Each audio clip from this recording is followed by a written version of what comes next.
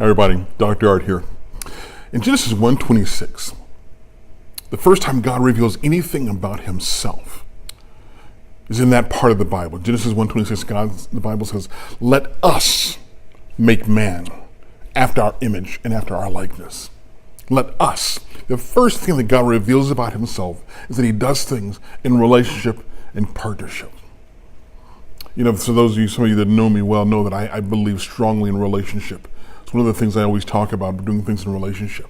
If you've heard me talk about partnership, purpose, you've heard me say that purpose, connection to other people. But God shows when he says, let us make man in our image. The next thing that God says is he begins to talk about man and he says, let them have dominion. First he says, let us make man. Then he says, let them have dominion.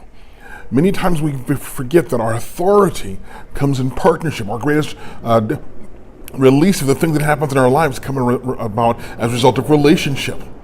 But remember that relationship is nothing without being connected to God. Let us make man in our image, and then God says, let them. So the relationship of how God operates in terms of creating is something that we're supposed to live out in terms of how we live out the authority that God has for us. But it's not separate from God. Our greatest authority comes when we walk according to his word in relationship with other people that God puts in our lives, but also in partnership with him.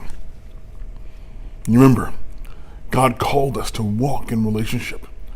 Our authority, our rulership, if you will, comes as a result of walking in relationship with other people, but more specifically in relationship with him as we walk in relationship with other people. There's a power in that. Stay connected to the right people, but also stay connected to God. This is Dr. Art. Peace out.